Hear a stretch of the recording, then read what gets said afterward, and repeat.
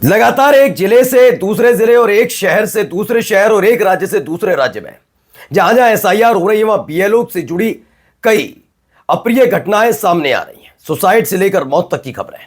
लेकिन अब चुनाव आयोग और चुनाव आयुक्त को फर्क है, न इस देश की सरकार को फर्क है। लेकिन अब इसके खिलाफ मोर्चा खुल चुका है, जिसने न केवल इलेक्शन कमीशन और इलेक्शन कमिश्नर बल्कि उनके घनघोर समर्थकों की भी नींव हिलाकर रख दी है। क्या कुछ हुआ दिखाऊंगा कहां सैकड़ों की तादाद में सरकार के खिलाफ लोग सड़क पर उतर आए। यह भी दिखाने जा रहा हूं कि एक नया बवाल खड़ा हो गया है। यह बवाल चंडीगढ़ के नाम पर है।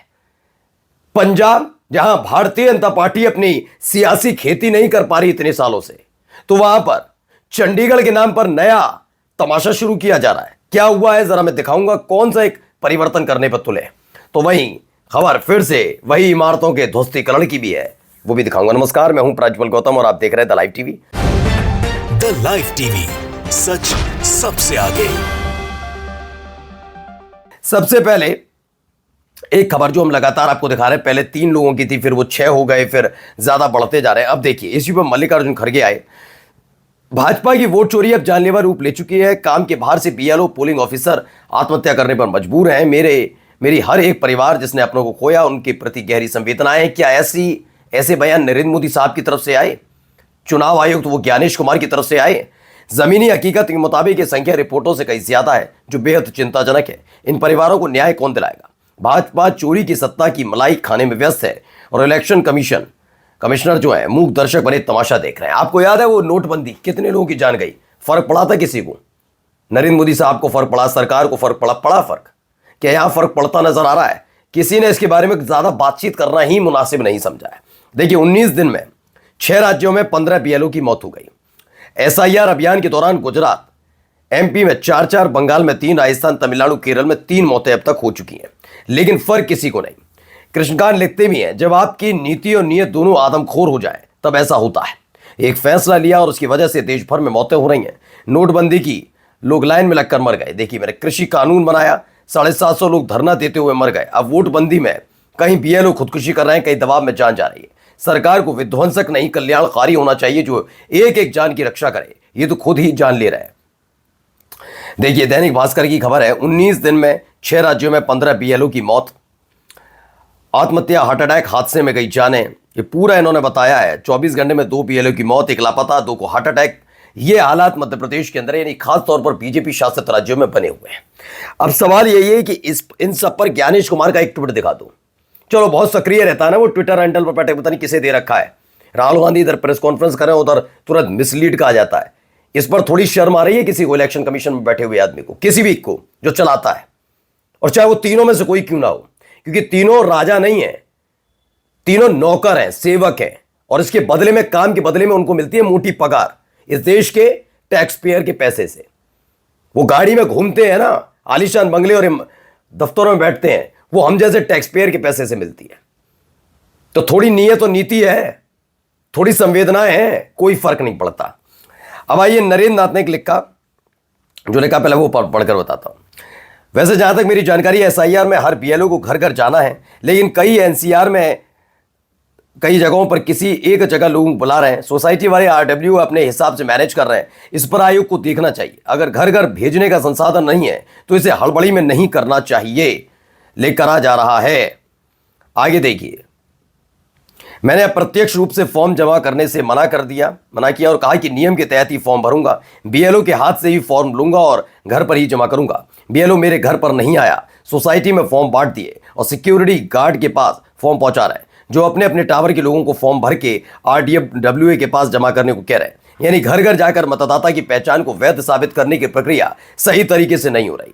यानी एसआईआर का असली मकसद है, सीधा उल्लंघन हो ही रहा है वो खोलकर, कोई लेना देना नहीं। जो मकसद है वो कुछ और है। इसी बहाने अब कहां सैकड़ों लोग सड़क पर उतर आए, वो भी देख लीजिएगा।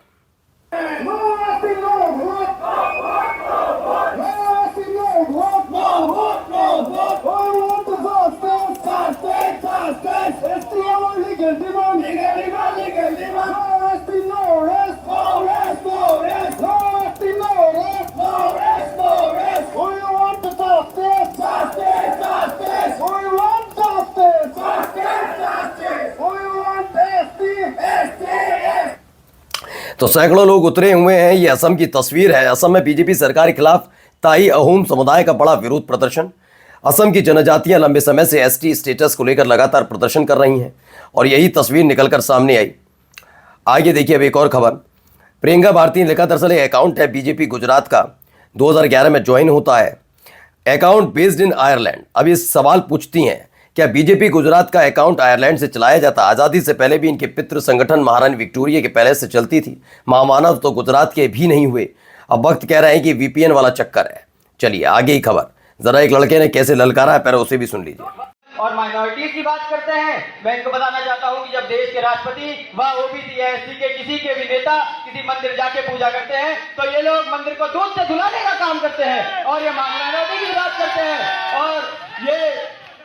और भाई बोलने तो दोगे, यहाँ भी आवाज दबाओगे। मैं बीजेपी रूलिंग पार्टी के कुछ अच्छे कामों की भी लिस्ट लाया हूँ। एक मिनट, अरे ये तो खाली है, सॉरी भूल गया था। और मैं इनको बताना चाहता हूँ, हर जुल्म से जो लड़ सके ऐसी आंधी लाऊंगा, नए अंग्रेज आए हैं नया गांधी बनाऊंगा।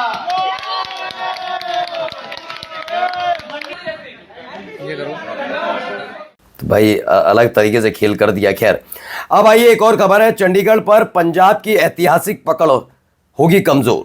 महाराष्ट्र मास्टर स्ट्रोक की तैयारी कर रही सरकार। हर जी न्यूज तो हर चीज को मास्टर स्ट्रोक ही बताता है। कृषि कानून तो मास्टर स्ट्रोक। अच्छा ये है क्या? दरअसल अनुच्छेद 240 के तहत जिसके दायरे में चंडीगढ़ को लाने के केंद्रीय प्रस्ताव पर पंजाब में बवाल है। मसला इसमें बताया जा रहा है कि केंद्र सरकार जल्द ही 131वां संविधान संशोधन लाएगी। इस प्रस्ताव का मुख्य उद्देश्य चंडीगढ़ को संविधान के अनुच्छेद 240 के तहत उन केंद्र शासित प्रदेशों की श्रेणियों में शामिल करना है जहां राष्ट्रपति सीधे नियम बनाते हैं। वे नियम कानून के समान प्रभाव रखते हैं। जैसे ही संशोधित पारित होगा, चंडीगढ़ के प्रशासनिक ढांचे को नए रूप में बदलने का रास्ता खुल जाएगा। ये सारे काम किए जा रहे हैं, यानी सीधे सीधे केंद्र के अंडर में लाना। ये कहिए ना, राष्ट्रपति का नाम कहां से लाते हैं आप? राष्ट्रपति, अब सोचिए वहां पर जितने केंद्र शासित प्रदेश अब तक रहे, लद्दाख में होता है क्या? चंडीगढ़, मैंने कहा ना ये अपनी ताकत बढ़ा। अब कह रहे हैं पंजाब की राजनीति में बचे बवाल पर केंद्र सरकार ने पक्ष रखा। गृह मंत्रालय बोला अभी अंतिम निर्णय नहीं लिया। दरअसल ये पंजाब वाले मसले पर इतने ज्यादा परेशान क्यों हैं? आप समझ रहे हैं कि पंजाब ने कभी इस पार्टी को स्वीकार ही नहीं किया। हाँ, ये शिरोमणि अकाली दल के साथ थे तब तक ठीक था, लेकिन जब से शिरोमणि अकाली दल ने इनका साथ छोड़ा तब से बीजेपी की खेती, और खास तौर पर मोदी शाह के कार्यकाल में तो बिल्कुल नहीं। जाते आते कुछ तस्वीरें भी आपको दिखा देनी चाहिए, जरा देखते चलिए।